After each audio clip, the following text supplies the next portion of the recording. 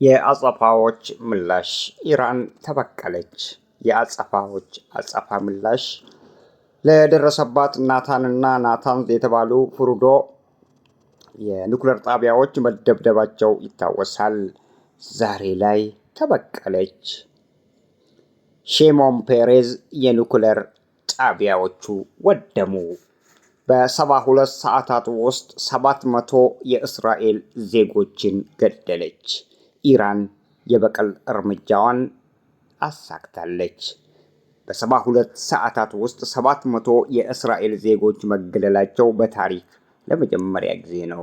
ውድ አድማጭ ተከታታዮቻችን ይህንንና ሌሎችንም መረጃዎችን ይዘን ቀርበናል። እስከ መጨረሻው ተከታተሉት። ሰላም ጤና ይስጥልን፣ እንደምን አላችሁ ውድ አድማጭ ተከታታዮቻችን። አሁን የደረሱን ሰበር መረጃዎች አሉ።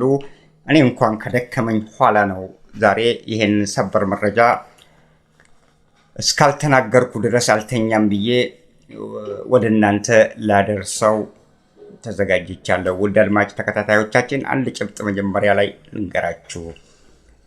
የአሜሪካ ኤፍቢአይ ዋና ኃላፊ በጣም ከባድ ከሚባሉ አገሮች አንዷ የዓለማችን ትልቋ አገር ብሎ ኢራንን ጠርቷታል። የኢራንን አገዛዝ በሙሉ።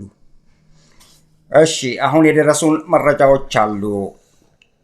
ቀጥታ ከቴህራን የተስወነጨፉት ተምዘግዛጊ እሳት ከባድ ሚሳኤሎች በደቡባዊ እስራኤል የዲሞና ከተማ ላይ ምሽቱን ቀን አስመስለውታል። የዲሞና ከተማ ውስጥ ደግሞ የእስራኤል የኒኩሌር ኃይል ማመንጫ ጣቢያ የሚገኝበት ስፍራ ነው። ዲሞና ላይ የነበረው የእስራኤል የኒኩሌር ጣቢያ በኢራን በተተኮሰ ተምዘግዛጊ ሚሳኤል መውደሙ ተነግሯል። እስራኤልም ትክክለኛውን አሃዙንና የደረሰውን ጉዳት ተናግራለች። ኢራን የእስራኤል የኒኩሌር ጣቢያ ላይ ኢራን ያላትን ጥንካሬ ለማሳየት ዛሬ ማታ ላይ አውጥታ ያልታሰበና ባልታሰበበት ሁኔታና ወቅት ላይ ዱብዳውን እስራኤል ከተሞች ላይ አውርዳለች።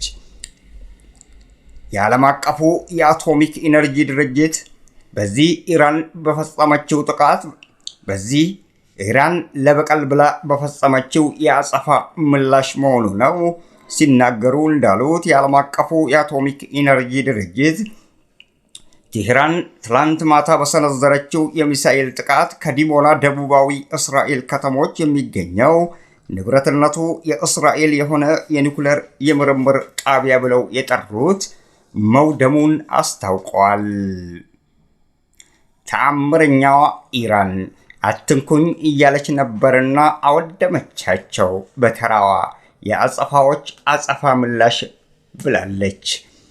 የኢራን መንግስታዊ ቴሌቪዥን በኢራን የተቃጣውና የተፈጸመውን ጥቃት በተመለከተ እንደዘገበው ከሆነ በኢራን ናታንዝ ከዚህ ቀደም የኒኩሌር ጣቢያ ላይ አሜሪካ ለፈጸመችው የበቀል እርምጃ ነው ብለዋል።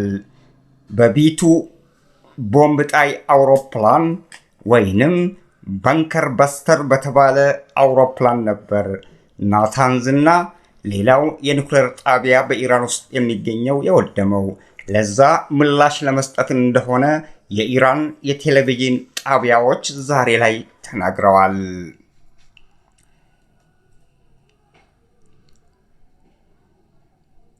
የዓለማችን የኒኩሌር ተቆጣጣሪ ድርጅት እንዳለው ኢራን ያወደመችው የኒኩሌር ጣቢያው ማለትም በእስራኤል ዲሞና የሚገኘው መውደሙን ካረጋገጠ ኋላ ደግሞ ሆኖም ግን ኢራን የምርምር ጣቢያ ላይ ማለትም ኢራን በሰነዘረችው ጥቃት ማለትም የምርምር ጣቢያ ብለው ይጠሩታል። በምርምር ጣቢያ ላይ በደረሰ ጉዳት እዛ ውስጥ የነበሩት ቦታዎችና እዛ ውስጥ የነበሩት የኒኩሌር ማበልጸጊያዎች መውደማቸውን ከተናገረ በኋላ የኒኩሌር ጣቢያ ውስጥ የነበሩ ማብላሊያዎች ወይንም አቶሚክ ቦምቦቹ ጨረር አልጨመሩም ሲል ተናግረዋል። ጨረር አልጨመሩም ማለት ደግሞ ምን ለማለት ነው? በሰው ላይ ጉዳት አያደርሱም ለማለት ለመግለጽ ያህል ነው። ነገር ግን እዛው ውስጥ ያለው ልክ አሜሪካ እንዳወደመችው የኢራን ሚሳኤሎችም የእስራኤል ዲሞና የኒኩለር ጣቢያዎችን ማውደማቸው ተነግረዋል። የምርምር ጣቢያ እንኳን ተብሎ አይታወቅም። አሁን ላይ የኒኩለር ተቆጣጣሪ ድርጅት በበኩሉ ቦታው እንደወደመ ከገለጸ ኋላ ነው ጨረሮቹ ምንም አይነት ብልጫ እንዳላሳዩ የተናገረው። ብልጭታዎቹ ላይ ምንም ጭማሪ አላሳዩም ሲልም ተናግረዋል። የኢራን የምርምር ጣቢያ ላይ ተብሎ የማይጠራውና የጥፋት ተብሎ የሚጠራው በሚዲያዎች ዘንድ ሲነገር ግን የእስራኤል ሲሆን የኒኩለር ጣቢያ ከመባሉ ይልቅ የምርምር ጣቢያ ተብሎ ይታወቃል። ኢራን በወሰደችው እርምጃ ዛሬ ላይ ያ ቦታ መውደሙ ተነግሯል። ታዲያ ውድመቱ ከደረሰ ኋላ ነው የእስራኤል ባለስልጣናት ለእስራኤል ውስጥ ለሚገኘው ራዳር ጥያቄ ሊያቀርቡለት እንደሆነ ባለስልጣናቱ ተናግረዋል። እንዴት ጥሶ ሊያልፍ ቻለ? የኢራን ባሊስቲክ ሚሳኤል መሆኑ ነው። በዲሞናም ሆነ በኢራድ የተፈጸሙት ጥቃቶች ያልታሰቡ ናቸው ተብሏል። የእስራኤል ባለስልጣናት እንዳሉት የተምዘግዛጊውን የኢራን ስሪት የሆነውን በእስራኤል ከተሞች ጉዳት እያደረሰ ወይንም አድርሷል የተባለውን የኢራን ተምዘግዛጊ ሚሳኤሎች ጉዳይን ሲጠቅሱ የእስራኤል ባለስልጣናት እንደተናገሩት በመቶዎች የሚቆጠሩ ክብደት ያላቸው ማለትም በኪሎግራም መሆኑ ነው እየተናገሩ ይገኛሉ። ከዚህ ቀደምም ነግረናቸዋል። በዚህ ጉዳይ ላይ ኢራን በጣም ከፍተኛ ቶን ያላቸው በኪሎግራም ሳይሆን በቶን የሚመዘኑ ሚሳኤሎችን እንደምታስወነጭፍ ከወዲሁ አስታውቃ ነበር። በዛ መሰረት ነው ዛሬ ላይ የእስራኤል ባለስልጣናት በመቶዎች የሚቆጠሩ ክብደት ያላቸው በኪሎግራም ሚዛናቸው ከባድ እንደሆነ ተናግረዋል። የእስራኤል የእሳት አደጋ እንዳስታወቀው በኢራን የተስወነጨፈው እነዚህ ሚሳኤሎች የእሳት አደጋ ጊዜ ሰራተኞች ውስጥ አንዱ የሆነው እንደተናገረው ከሆነ ከባድ ሚዛን ያለው ከዚህ ቀደም አይቶት የማያውቀው አይነት የሚሳኤል ዘር መሆኑን ተናግረዋል። የአጸፋዎች አጸፋ በዲሞና እስራኤል ላይ ኢራን በፈጸመችው አውዳሚና ተምዘግዛጊ የሚሳኤል ጥቃቶች 40 የእስራኤል ሰዎች ተገለዋል። ከፍተኛ ጉዳት ደርሶባቸው ወደ ሆስፒታል የተወሰዱ በርካቶች መሆኑ ተነግረዋል። ሌሎች 37 ሰዎች ቀላል ጉዳት፣ አንድ የ10 ዓመት ልጅ ደግሞ በከባድ ሁኔታ ላይ በመኖርና ባለመኖር መካከል እንደሚገኝ ተገልጿል። በሌላ የሚሳኤል ጥቃት የኢራናውያን የበቀል እርምጃ የአጸፋዎች ምላሽ በተስወነጨፈው የሚሳኤሎች ጥቃት ኢራድ በተባለና በእስራኤል የሚገኘው ከተማ ላይ ከባድ ውድመትን ሊያስከትል የቻለ ጥቃት ተፈጽመዋል። በዚህ ጥቃት በኢራድ በደረሰው ከተማ ደግሞ 68 ሰዎች ተገለዋል። 47 ደግሞ ወደ ሆስፒታል ተወስደዋል። 10 ሰዎች ደግሞ ከባድ የጤና እክል ገጥሟቸዋል። የእስራኤል ባለስልጣናት በጣም በመደናገጥ ጥፋተኛው ራዳሩ ነው ሲሉ ተናግረዋል። አሁን ለራዳሩ ጥያቄ ሊያቀርቡለት እንደሆነ ነው እየተነገረ የሚገኘው።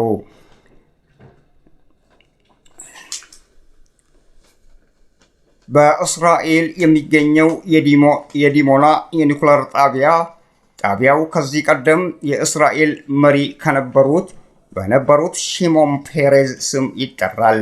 የሺሞን ፔሬዝ የኒኩለር ምርምር ማዕከል በመባልም ይታወቃል።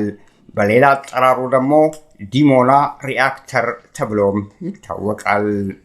እስራኤል ይህንን የኒኩለር ጣቢያ በይፋ እንደምትገነባው ከሆነ ወይንም ደግሞ እስራኤል እንደምትናገረው ከሆነ የኒኩሌር ጣቢያው በይፋ የምትናገራቸው ንግግሮች የምርምር ጣቢያ እንደሆነ ትናገራለች። ነገር ግን ለ6 አስርተ ዓመታት እያንዳንዱ ወደ ስልጣን የሚመጣ የእስራኤል መንግስት በዚህ ጉዳይ ላይ አሻሚ አቋሞችን ሲያንጸባርቅ ይስተዋላል። እስራኤል በዚህ ጣቢያ ላይ በድብቅ የኒኩሌር ቦምብ በመስራት ላይ እንዳለች የአደባባይ ምስጢር መሆን ከጀመረ ቆይቷል። እስራኤል በመካከለኛው ምስራቅ ብቸኛዋ የኒኩሌር ባለቤት ናት። ስለዚህ እዚህ አካባቢ ላይ የሚቃጣ የውጭ ኃይል በእስራኤላውያን ዘንድ እጅግ በጣም ከባድ እንደሆነ ይቆጠራል ተብለዋል። ነገር ግን እስራኤል ከአሜሪካና ከሌሎች አገሮች ጋር ኒኩሌር ማምረት ማበልጸግ ወንጀል እንደሆነና ወንጀል ስለሆነ ደግሞ ልክ ኢራን ላይ እንደዘመቱት ይዘምቱበታል። ነገር ግን እሳቸው እና አገራቸው ሲያመርቱ ወንጀል አይደለም፣ ኢራን ስታመርት ወንጀል መሆኑ ነው። በሌላ በኩል የማስወገድ ተግባር ብለው ደግሞ ልክ በኢራን ላይ እንደዘመቱት አይነት ዘመቻ መሆኑ ነው።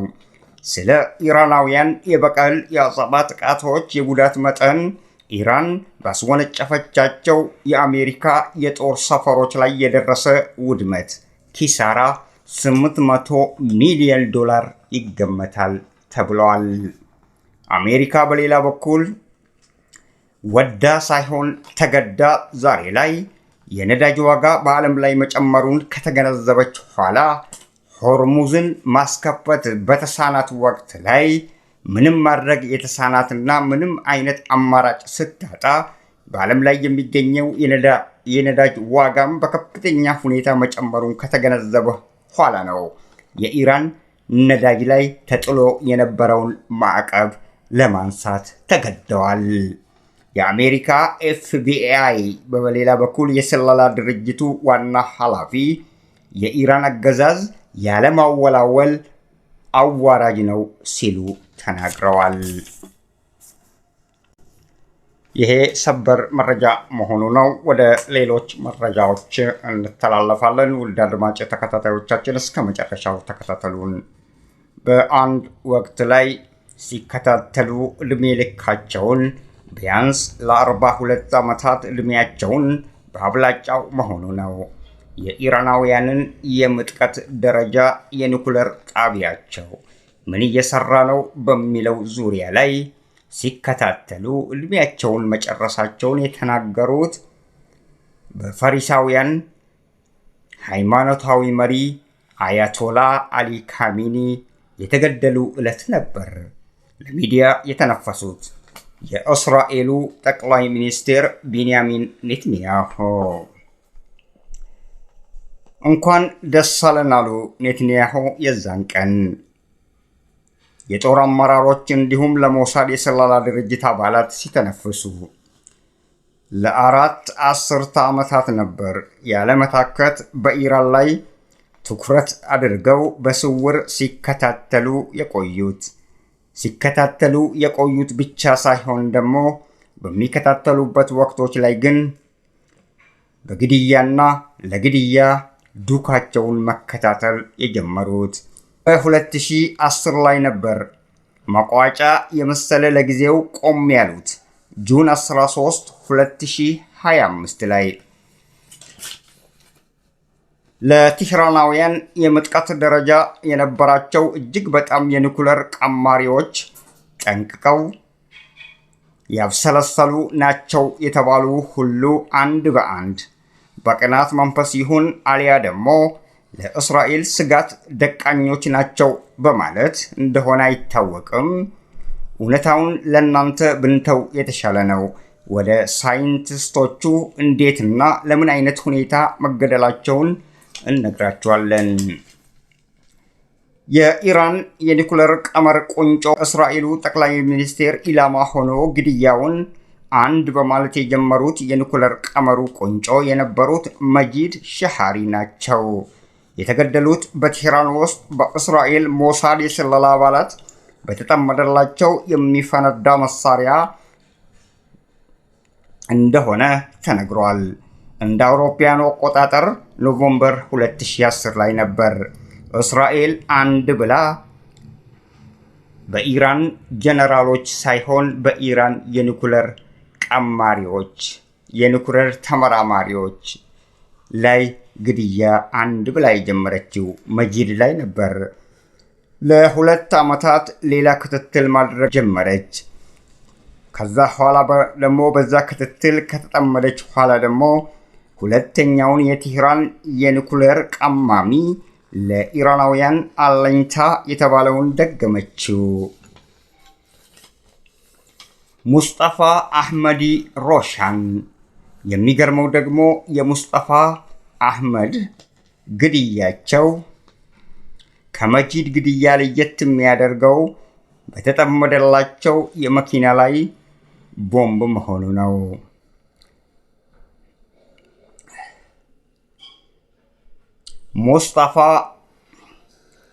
ሙስጠፋ የገደለችው የመኪና ላይ የተጠመደ ቦምብ ደግሞ የማግኔት ስበት ያለው መሆኑ ነው።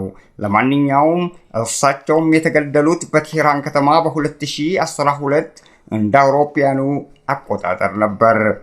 ቀጠሉ እስራኤላውያን እንደገና ሌላውን ለመግደል ቴህራኖችን መከታተል ጀመሩ። ክትትላቸውን አጠናቀው አመቺ ጊዜ፣ ወቅት፣ ቦታና ሁኔታ ሲያገኙ ድብደባውን አካሄዱ፣ አሊያ ደግሞ ግድያውን ፈጸሙ። ማን ነው የተገደለው? ሙሕሲን ፈኽሪዛድ። ሙሕሲን ፈኽሪዛድ ደግሞ ከቀደሙት የሁለቱ ግድያዎች የላቀ ጥበባዊ ስልት የመሰለ የግድያን ዘዴን በመጠቀም ነው እስራኤል ያስወገደችው። ሙሕሲን ፈኽረዲን በሪሞት ኮንትሮል የሚቆጣጠሩት አውቶማቲክ መሳሪያ በመጠቀም እንደ አውሮፓውያኑ ቀመር አቆጣጠር በኖቬምበር 2020 ኖቬምበር 27 ላይ ገደለቻቸው። እንደገና ሌላ ቀጠለ። በቴህራን በሚገኝ ከተማ ውስጥ ነው ይህንንም ያስወገደችው። እንደገና ቀጠሉ።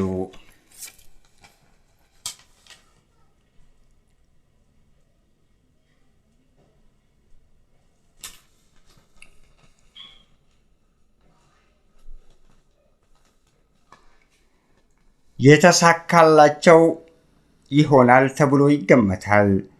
ከዚህ ቀደም በ2025 ሁላችንም እንደምናውቀው አሜሪካ በቫንኮቨር በስተር ኢራንን በደበደበችበት የመጨረሻ ድምዳሜው ወቅት ላይ እስራኤሎች ያደረጉት ነገር አለ። የተሳካላቸው ተብሎ የሚገመተው በአንድነት ያገኘቻቸው 5 ኢራናውያን የኒኩለር ሳይንቲስቶችን በአንድነት በረበሩበት ወቅት ላይ ነው።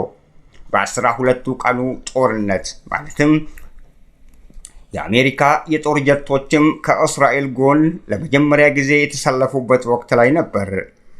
በአንድነት 5ቱን በአየር ጥቃት አስወገደቻቸው።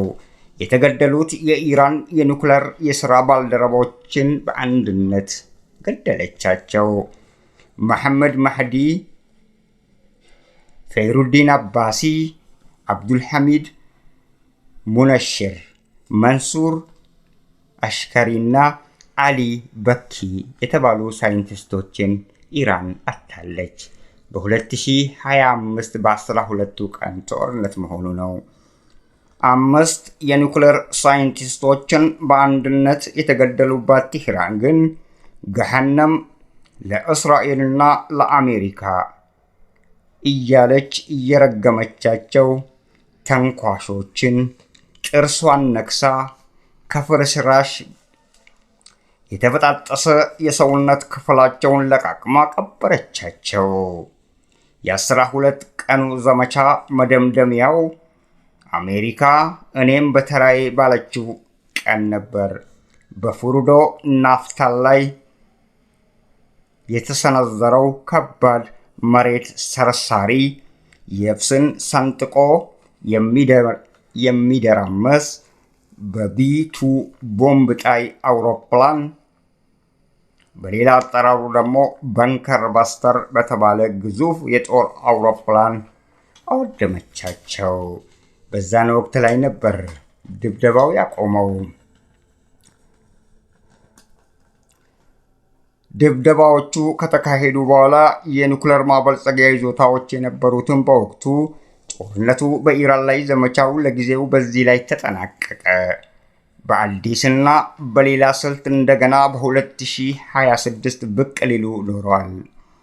በሌላ ስልት ዓለም ሳያቅ ሳይረዳ ለተወሰነ ጊዜያቶች ጠብቀው እንደገና በ2026 ቴህራን ላይ ሌላ ጦርነት ጀመሩ።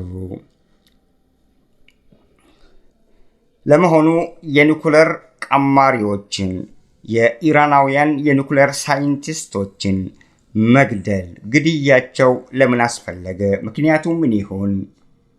ለእስራኤል ስለሚያስፈራቸው ወይስ የኢራን የምጥቀት ደረጃን አለመውደዳቸው? መልሱን ለእናንተን ተውና ወደ ጉዳዩ እንሄዳለን። በቴህራን የመጠቁ የኒኩሌር ተመራማሪ ገሚሱ የዩኒቨርሲቲ መምህራን፣ ሌሎቹ ደግሞ ከፍተኛ ደረጃና በትምህርታቸው የላቀ ደረጃ የደረሱ ሁሉ እየታደኑ በእስራኤላውያን የሞሳድ የስለላ ድርጅት ተገደሉ። በሽፍጥ፣ በሴራ፣ በስውር፣ በዘዴ እያንዳንዳቸው እየታደኑ ተገደሉ።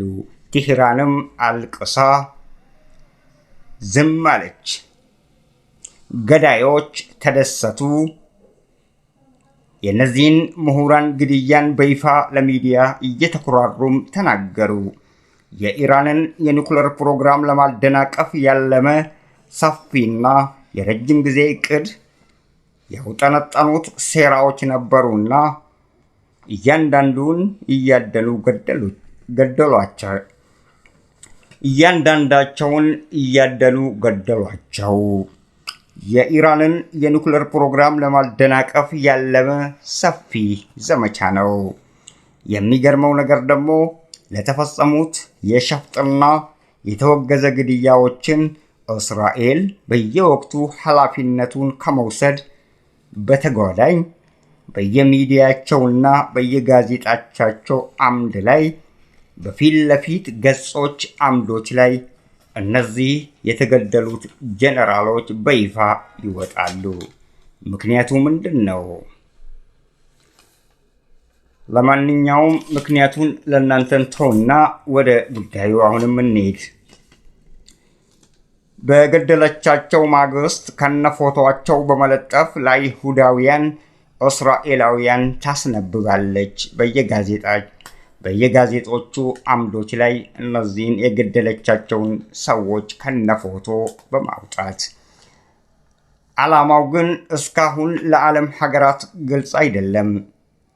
ለምን የኢራን ሳይንቲስቶች እንደሚገደሉ፣ በተለይ የኢራን የኒኩለር ፕሮግራም ላይ የሚሰሩት በሙሉ ለመጨረስ አንድ በአንድ ጊዜና ወቅት፣ ሁኔታና አጋጣሚ፣ ቦታና ስፍራ፣ ወቅት እንዲሁም ሌላ ስራ መስራትን ትተው ጊዜያቸውን፣ የሥራ ሰዓታቸውን በክትትል አባክነው ለማስወገድ ዘዴዎችና ብልሃቶችን ጭምር በገንዘብ ኃይልና ያላቸውን አቅም ሁሉ ይጠቀማሉ።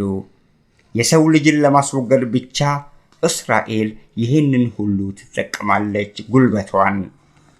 የዓለም ሕዝብ በዓለም ያሉ ሀገራት ከአውሮፓ፣ ኤዥያ፣ ከላቲን አሜሪካ፣ ከአትላንቲካ እስከ አፍሪካ ያሉ የሀገር መሪዎችና ሕዝቦች ጉዳዩን ማንም የሚያውቅ የለም።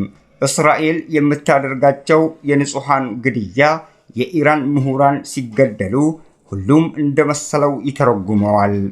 ግን እስከ ዛሬ ድረስ ቁርጥ ያለ የግድያ መንስኤ ይሄ ነው ተብሎ የሚታወቅ አለመቻሉ ነው ግርምትን የሚፈጥረው።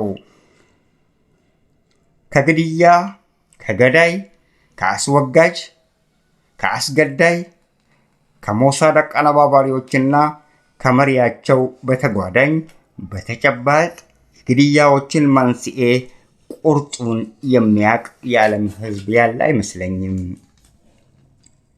በውጪ ጠላቶች በአገራቸው ውስጥ ቴህራን ራሷ ልጆቼ ብላ ያፈራቻቸው አሉ የሚባሉ ምሁራን ጭካኔ በተሞላበት ግድያ አሊያ ደግሞ ጭካኔ በተሞላበት የግድያ ስልት በርካቶችን አልታለች። ኢራን ተነጥቃለች። በአንድ ወቅት ላይ በ2025 እነ አባሲ በተገደሉ ወቅት ላይ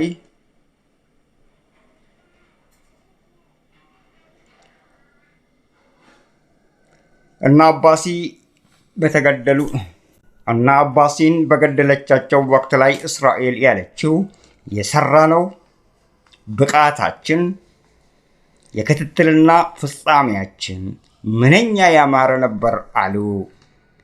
በሐሴት ስሜታቸው ለዓለም አስታወቁ። በሚዲያ ላይ የሰው ነፍስን እያጠፉ በሐሴት መፈንደቅ፣ ሐሳብን በሐሴት መግለጽ ምንኛ የተወገዘ ነው። ጠላት እንኳን ገሎ ይጸጸታል። ከጠላት በላይ መሆናቸው በሐሴት በፈንጠዚያ መጨፈራቸው ደግሞ ግርምትን ይፈጥራል። ኋላ ግን ከላይ ያለው አንድ ኃይል ጥንካሬ የሚገባው እሱ ነውና ዝም ይልና መጨረሻ ላይ አንዳች መዓት ማውረዱ አይቀርም እንላለን። የዛን ጊዜ ይበለን አብረን እናየው ይሆናል። የተገላቢጦሽ ክስተቱ ምን እንደሚሆን እንላለን። ውድ አድማጭ ተከታታዮቻችን ለአሁኑ የያዝናቸው መረጃዎች ይህንን ይመስላሉ። ስለተከታተላችሁን እጅጉን አድርገን እናመሰግናችኋለን። ቸር ያገናኘን። የአጸፋ ምላሽ